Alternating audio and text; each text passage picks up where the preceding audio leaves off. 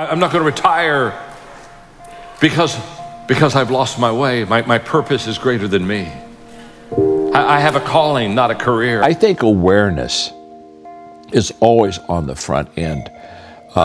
You can't grow yourself if you don't know yourself. The happiest people are not always the most successful people, but they're the ones who serve the best.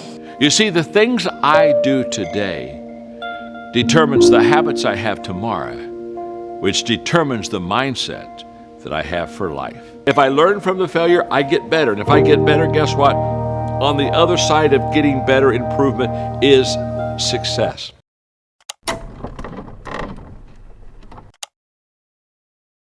John Maxwell and his 10 Rules of Greatness. Check him out. I see many people, they seem to be content with always what they're going to do, but never what they did. I know people, you know them too, they're always getting ready to get ready, and you think, wow, when are they going to start doing this? Here's what I know. You can do goal setting with a pencil, but you have to do goal getting with your legs. You got to take action.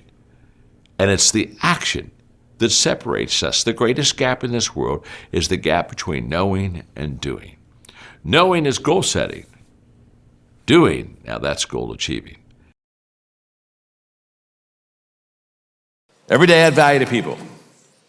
Every day serve one. Every day live the intentional life of doing for others, sometimes what they cannot do for themselves. And if you will put people first and add value to them and serve them, it becomes absolutely amazing what you and I are going to have and achieve, how we're going to help people, and in return, how it comes back to us. Benjamin Franklin said this: "No one is useless in this world who lightens the burden of someone else." If you're helping someone else lift a load in your life, you become a very useful person. Mahatma Gandhi said that the best way to find yourself is to lose yourself in the service of others. But perhaps on this kind of a theme, my favorite quote is from Albert Schweitzer, who said, "I don't know what your destiny will be, but one thing I do know.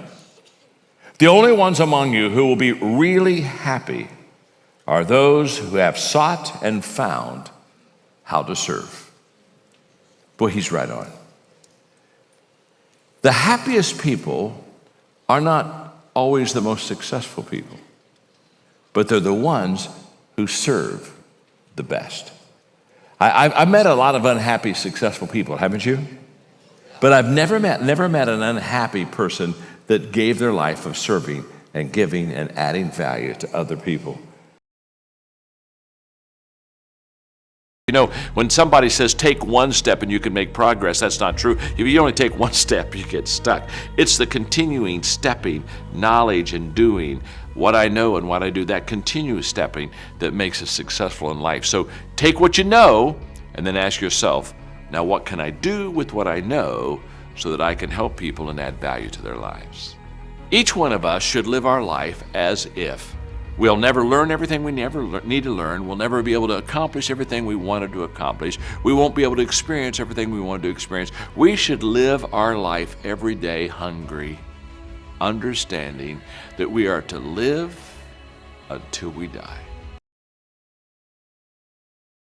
The moment that you focus in on what you want to do, that's when you begin to have energy to do it. A distracted person lacks energy. And when they get to the thing they need to be focusing in on, they don't have the energy to give. But when a person says, no, this is the one thing I'm going to do, and they set their mind to it, they set their eyes on it, and they set their hand to do it, all of a sudden, energy begins to fill their life. Why? Because what you focus on, what you concentrate on, what you desire to accomplish, once your eyes are fixed on that, it begins to energize you, and you begin to see the possibility of making it happen. I know people with a negative mindset, which basically they view everything in a negative way. I know people with a positive mindset, which means they view everything in a positive way. People with an abundance mindset, a scarcity mindset. It's a way of thinking. The question is, how did we get there? How did we get that mindset? Through practice and habits. People that have a negative mindset have continually thought negatively. People that have a positive mindset have continually thought positively. You see, the things I do today determines the habits I have tomorrow, which determines the mindset that I have for life.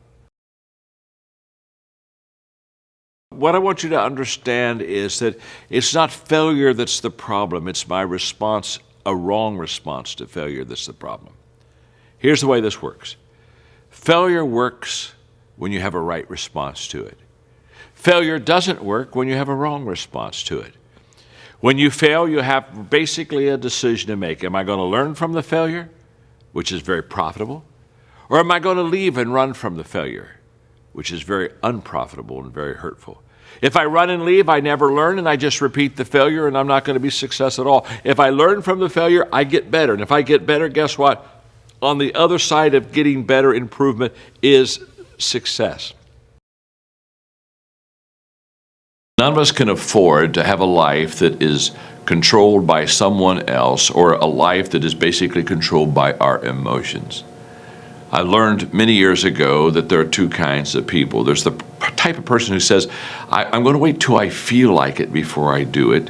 And then there's a person who says, I've got to do it so that I feel like it. One will never get anything done because they're still waiting to feel the moment to move. And the other person says, no, I need to move, and then I will begin to feel the moment. Sonia, self-discipline is essential in your life and in my life if we're going to get things done. So I have a challenge for every one of you this weekend. The challenge is simple.